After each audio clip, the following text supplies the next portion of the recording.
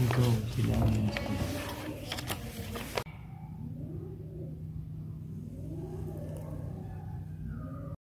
प्रतिष्ठा है, किस मुहूर्त और किस लग्न में ये प्राण प्रतिष्ठा होगी बता देते।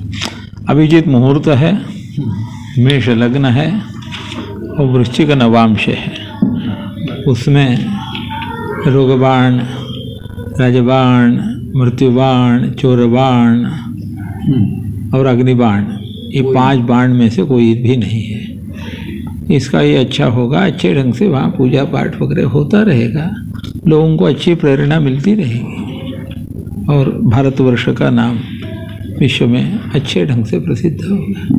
धार्मिक अनुष्ठान में क्या कुछ वहाँ महत्वपूर्ण रहेगा उस दिन? धार्मिक अनुष्ठान में ऐसा होता है, प्रतिष्ठा विधि में जो जो आता है वो सब, उन सब कार्यों को यथावत संपादित कराएंगे हमारे आचार्य जी लक्ष्मीकांत दीक्षित जी।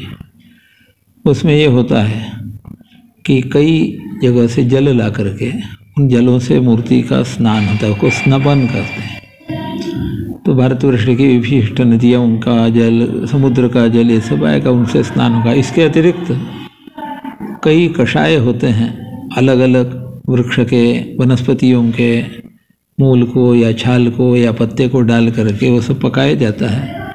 उनका विधिवत स्थापना होती है। उस विधिवत स्थापित कलशों के द्वारा भगवान की मूर्ति का स्नान होगा, पंचामृत से स्नान होगा, पंचगव्य आदि से स्नान होगा। ये स्नपन का एक विधि बहुत बड़ा है।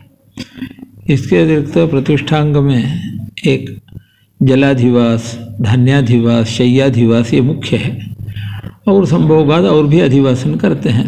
हयशीर्ष पंचरात्र में इसके अतिरिक्त भी कुछ अधिवासन बता है, लेकिन मुख्य रूप से जलाधिवास। जलाधिवास माने मूर्ति को जल में रखना। वो जब संभव नहीं होता है तो मूर्ति पर गीला कपड़ा रख करके उससे होता है, वो जलाधिवास होगा। उसके बाद धान्याधिवास होता है, अन्न पर भगवान रखे जाते हैं, कच्चे चावल वगैरह इन पर।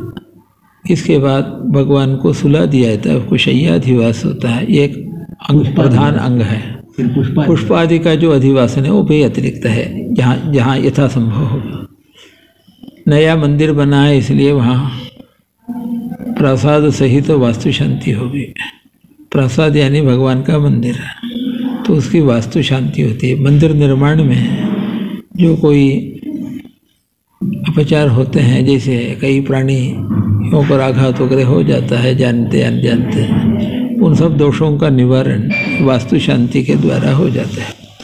वास्तु शांति हो गई तो स्थान शुद्ध हो गया, उस हिसाब से वहाँ होगा। उसके बाद जो निश्चित समय है उसमें प्रतिष्ठा होगी। नवकुंड मंडप में बनने वाले हैं, उनमें प्रतिष्ठांग जो होम है वो सब होंगे। वहाँ जो ब्राह्मण लोग जुटेंगे वो करेंगे। वेद पारायण होगा, रामायण पारायण होगा, अन्नदान वगैरह होगा। गुरु जी, आपने बताया अभिजीत मुहूर्त और मेष लग्न होगा। हाँ। तो एक बड़ा महत्वपूर्ण सवाल ये उठता है कि प्रतिष्ठा, प्राण प्रतिष्ठा रामलला की हो रही है। हाँ। इनके प्राण प्रतिष्ठा के लिए भी शुभ मुहूर्त और शुभ लग्न की आवश्यकता पड़ रही है। हाँ। इसका क्या महत्व, क्यों आवश्यकता पड़ी, इसका क्या महत्व? भगवान ने जो आज्ञा की है आगमक शास्त्रों में, उसके अनुसार चलता है। आगमों के प्रवक्ता भगवान शिव हैं, भगवान नारायण हैं।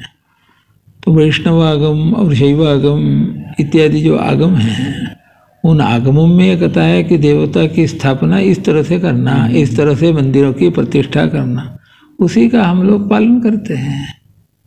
वेदों में कहा है, तस्माद अश्लील नामम चित्रे नावस्य नयजेत यथा पापा हे कुरुते तादृके वतत।